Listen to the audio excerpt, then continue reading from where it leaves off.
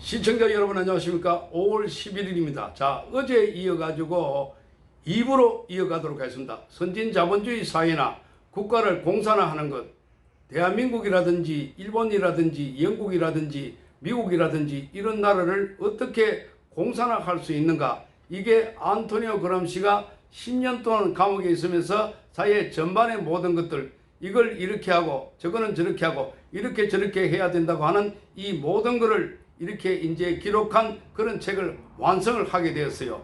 자, 그러면 이 안토니오 그람시하고 지금의 대한민국하고 무슨 관련이 있냐? 안토니오 그람시는 선진자본주의 국가를 공산주의 국가로 만드는 것, 선진자본주의 국가를 공산화시키는 것, 자, 이것을 목표로 이론을 정립한 사람이에요. 자, 우리 한국을 보면은 한국이 전 세계 5대 공업국가고 7대 무역국가, 경제적으로 따지면 세계에서 10번째, 11번째 가는 정도의 말 그대로 선진국가예요.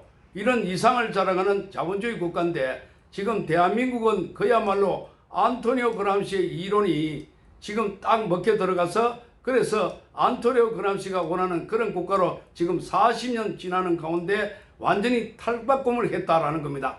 자, 안토니오 그람시의 이론이 그대로 적용된 그런 나라가 지금 대한민국이다.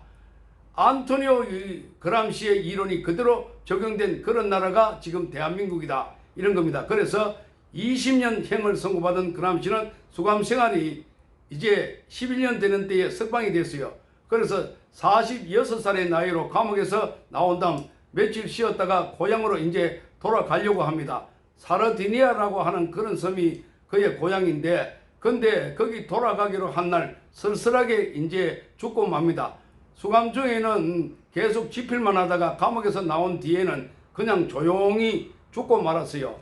자, 이 정말 인간적으로 매우 불행한 그런 삶을 산 사람이 여기 안토니오 그람시다. 자, 그런데 불행한 안토니오 그람시가 뼈를 깎고 피를 말려서 쓴 책이 온 세상을 뒤흔들어 역사의 지각 변동을 일으켰다. 지난 68 혁명이라고 했던 프랑스에서 1968년도 일어났던 혁명, 그 소위 자익문화 마르크시즘이라고 하는 그런 것들이 이 프랑스에서 이 사람들의 그 마음을 지배하면서 그게 결국은 다 지금 우리나라, 미국 할 것 없이 다 전 세계적으로 퍼져 들어갔습니다. 자, 이런 이론을 제공한 사람이 바로 안토니오 그람시다. 뼈를 깎고 피를 말려서 만든 이 책, 이 감옥에서 만들어 놓은 이 책, 이 책이 지금 전 세계 사회주의, 공산주의, 자익운동을 하는 그런 사람들의 말 그대로 교과서가 된 거예요. 자, 그래서 그거에 의해서 그대로 이론을 집행하고 사람들을 세뇌시키고 이렇게 하면은 무지한 백성이 거기에 빠져들어서 30년, 40년 이상의 이런 전쟁이 지속이 될 때 결국은 무릎을 꿇고 사회주의 국가, 공산주의 국가가 되는 그러한 엄청난 비극이 발생하고 있다는 겁니다. 자, 그래서 이 안토니오 그람시의 글이 세상에 몰아치는 파도가 되어 지금 어디까지 왔냐? 지금 대한민국 해변까지 몰려와서 그걸 넘어서 지금 서울 도심 한복판에까지 이 전국적으로 다 깊숙하게 퍼져 들어와 있습니다. 자, 그람시가 얘기했던 세 가지 이론, 공산주의 운동을 하는 이런 자들은 직업적인 혁명운동가다. 그냥 단순한 운동을 하는 게 아니라 혁명운동을 직업적으로 한다는 거예요. 자, 우리 일반 사람들이 그러한 직업적인 혁명운동가를 이겨낼 수가 없다는 거예요.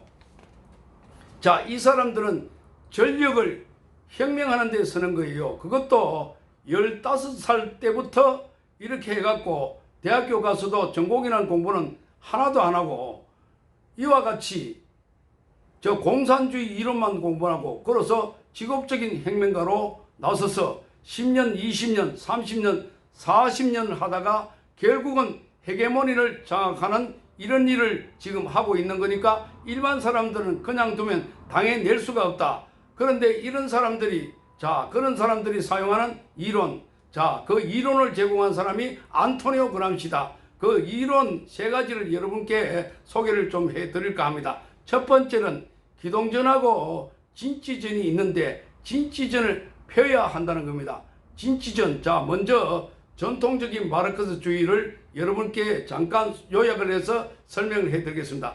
자, 마르크스주의 우리가 중학교, 고등학교 때 배웠던 그거죠. 자, 마르크스주의란 프롤레타리아 계급이 있고 부르주아 계급이 있다. 생산수단을 점유한 자본가 계급, 이거 우리가 부르주아 계급이라고 하고, 생산수단이 없어 자, 이 부르주아에게 지배를 당한다고 하는 그와 같은 계급이 프롤레타리아 계급인 거예요. 그래서 생산수단을 소유한 계급이 자본가 계급이고 부르주아 계급이고, 생산수단을 소유하지 못한 계급이 프롤레타리아 계급이고 노동자 계급이다. 생산수단은 자본을 만들어낼 수 있는 그런 도구예요. 자, 그래서 뭐 정확하다고 표현할 수는 없지만 쉽게 말하면 생산수단이란 돈벌이가 될 수 있는 것, 돈을 만들어낼 수 있는 게 생산수단이에요. 자, 예를 들어서 뭐 회사, 공장, 땅, 주식 이런 게 생산수단에 해당이 되는 거예요. 그래서 부르주아라고 하는 이런 계급은 생산수단을 가지고 있기 때문에 굳이 노동을 하지 않아도 돈을 벌 수 있어요. 이 부르주아 계급이요. 자, 예를 들어서 회사의 경영자에게는 회사가 생산수단이 되는 거예요. 그래서 노동자를 고용해서 다른 사람의 노동 결과로 나의 수입으로 벌어들일 수 있는 거예요. 자, 그래서 이 프롤레타리아 계급은 생산수단이 없어요. 공장도 없어요. 회사도 없어요. 땅도 없어요. 부모로부터 물려받은 재산도 없으니까 자, 노동을 대가로 지불해서 임금을 받는 사람이 노동자예요. 생산수단을 소유한 이와 같은 자본가 계급과 생산수단이 없는 노동자 계급, 즉 부르주아하고 프롤레타리아가 끊임없이 계급 투쟁을 일으키고 계급 갈등을 일으키고, 이렇게 돼서 이와 같은 계급 투쟁이 한마디로 인류의 역사다. 한마디로 그렇게 얘기할 수 있는 거다. 그러면 사회가 바른 방향으로 가기 위해서는 어떻게 해야 되냐? 폭력으로 자본가를 타도해야 된다는 거예요. 폭력으로 자본가를 타도한 다음에 이 사람들이 가지고 있는 사유재산을 뺏어가지고 재산을 갖지 못했던 모든 사람들이 그 사람들이 소유했던 모든 재물을 탈취해서 똑같이 공동 소유하는 공산사회라는 것은 공동으로 재산 이런 거를 공유한다는 이런 이야기예요. 자, 이런 공산사회를 만들어야 된다. 이렇게 그래야만이 유토피아가 이루어질 수 있다는 겁니다. 유토피아가 이게 마르크스 사상의 기본 개념이에요. 자, 그런데 안토니오 그람시라고 하는 사람은 이것 가지고는 시대가 바뀌어서 안 된다라는 거예요. 시대가 바뀌어서 안 된다.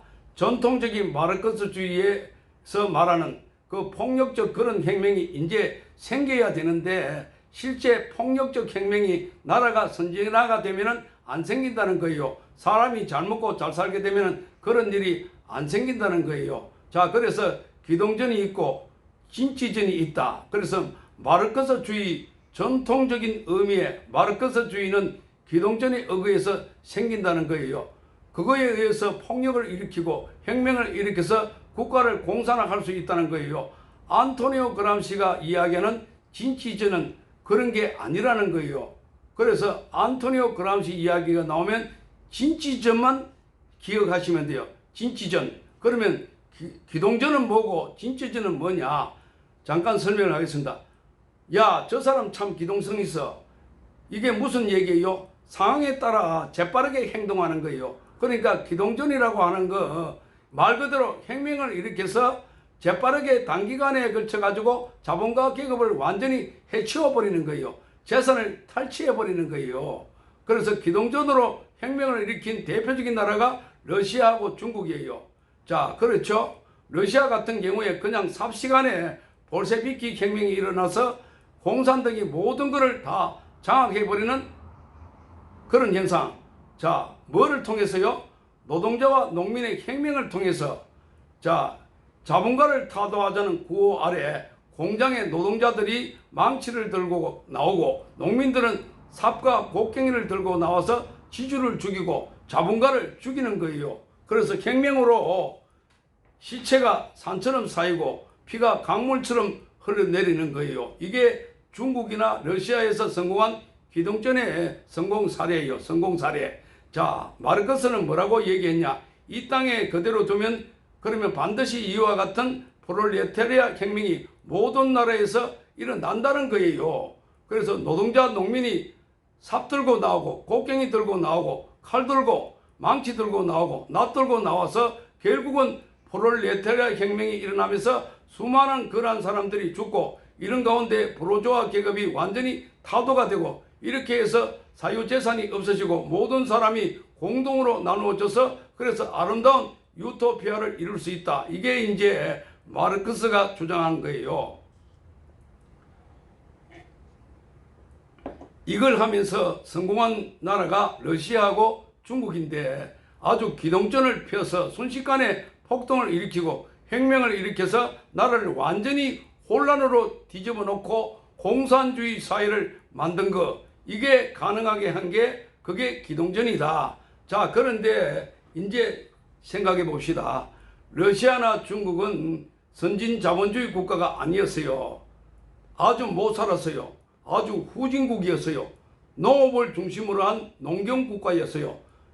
그 농업을 중심으로 한 농경국가, 후진국가에서는 자, 기동전과 폭력혁명이 가능하다는 거예요. 근데 마르크스는 어디에서 이제 자라났냐? 독일에서 자랐어요. 그 다음에 주로 어디에서 생활했냐? 주로 영국에 가서 생활을 했어요. 또 그 다음에는 잡지는 어디에서 발행했냐? 프랑스에서 발행했어요. 자, 이런 나라들은 러시아나 중국과 같은 이런 후진국가가 아니에요. 농업국가가 아니다라는 겁니다. 말 그대로 선진화된 이런 국가예요. 자본이 넘쳐오르고 사람들이 잘 사는 그런 국가예요. 그러니까 마르크스가 살았던 이와 같은 선진 자본주의 국가에서는 마르크스가 그렇게 고대하고 기대하는데 자, 뭐가 일어나지 않냐? 프롤레타리아 혁명이 절대 일어나지 않는 겁니다. 자, 마르크스 이론에 따르면 반드시 계급투쟁이 일어나고 어떤 국가에서나 프롤레타리아 혁명이 일어나고 유혈혁명이 일어나고 이렇게 해서 부르주아 계급이 타도가 돼야 되는데 이게 안 생겨요. 이게 안 생기는 거예요. 그렇게 기대하고 고대해도 안 생겨요. 이게 마르크스주의의 딜레마다. 그러니까 고전적인 마르크스주의의 딜레마가 바로 그런 거예요. 그래서 마르크스가 계급 갈등으로 혁명이 일어나서 공산사회가 이룩되는 것을 뭐라고 얘기했냐? 역사의 발전 법칙이라고 이렇게 주장을 하고 그런 주장을 폈는데 어떤 일이 생겼냐? 후진 국가에서는 그게 될 수 있는 가능성이 있는 거예요. 그래서 러시아나 중국에서는 그와 같은 일이 생겼어요. 베트남에서도 그와 같은 일이 생겼어요. 그런데 이상하게도 선진 국가에서는 절대 그런 일이 안 생긴다는 거예요. 폭력혁명이 안 생긴다는 겁니다. 왜 안 생기냐? 자본주의가 고도로 발달하게 되면 모든 사람들이 잘 살게 되잖아요. 경제가 좋아지게 되니까 노동자, 농민들의 생활이 부유해지게 되는 거예요. 학교에 다니면서 교육도 받게 되는 거예요. 실제로 독일의 노동자들은 낮에는 공장에서 일하고 저녁에 퇴근한 뒤에는 오페라를 감상하는 그런 사람이란 말입니다. 자, 그래서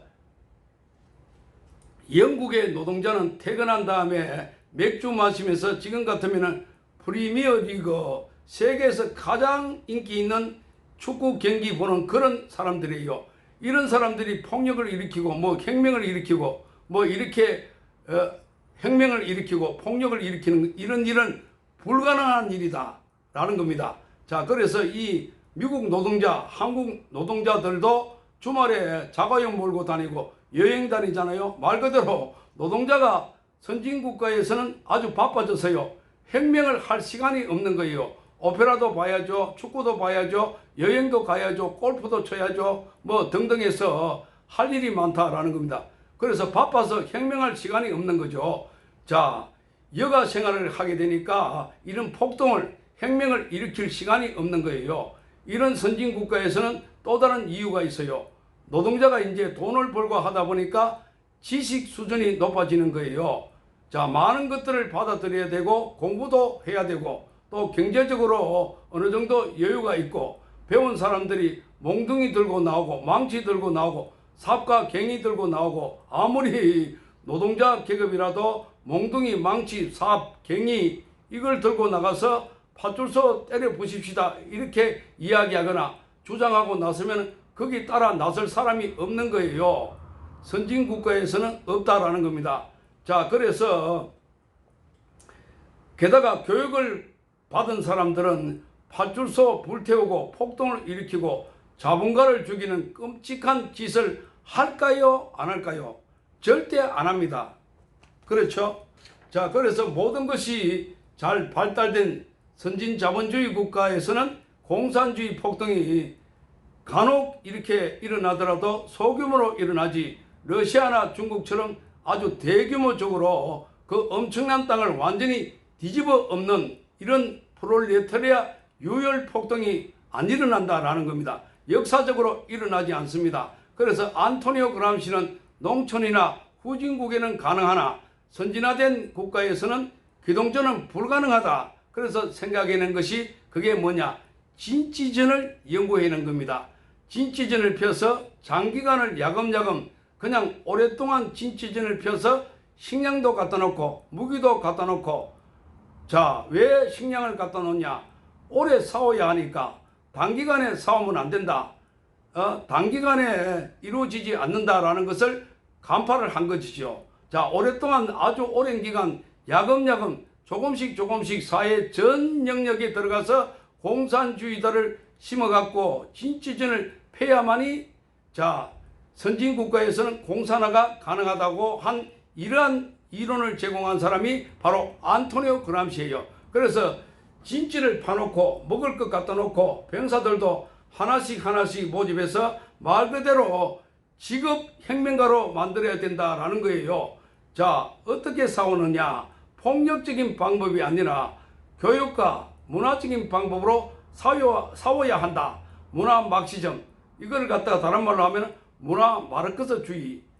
자, 정치, 경제, 사회, 문화, 교육, 종교, 심지어 교회 안에도 마르크스주의가 들어와가지고 목사인 것 같은데 실제로 보면은 목사가 아닌 거예요. 자, 이렇게 펼쳐놔야 교회를 망칠 수 있다는 거예요. 자, 그날의 모든 분야에 공산주의 진치를 구축해 놓고 오랫동안 야금야금 이렇게 서서히 싸워서 모든 분야를 공산화시키면 그 국가가 선진국가라 할지라도 그 국가가 공산주의 국가가 될 수 있다는 겁니다. 이게 진지전이다. 진지전. 그렇게 해서 다양한 분야, 사회 모든 분야에 걸쳐서 영향력을 점점 이렇게 확대해 가면은 사람은 많지 않더라도 그 사회의 주도 세력으로 등장을 하게 된다라는 거예요. 그래서 이처럼 다양한 분야, 사회 모든 분야에 진치를 구축하고 영향력을 획득을 해서 마침내는 사회를 주도하는 강력한 그런 세력이 되는 이런 상태를 가리켜서 그람시는 헤게모니를 장악을 했다. 공산주의자들이 이런 상태가 되면 헤게모니를 장악했다. 이게 누가 만든 이론이냐? 안토니오 그람시가 만든 그러한 이론입니다. 자, 그러면 여기서 헤게모니라는 말이 나오는데 이게 무슨 뜻이냐? 러시아 말인데요. 사전적 용어가 이렇습니다. 지배적, 지도적 입장, 주도권 이렇게 돼 있는데 주도권이라고 이해를 하시면 돼요. 헤게모니 하면은 주도권. 자, 헤게모니를 장악한다.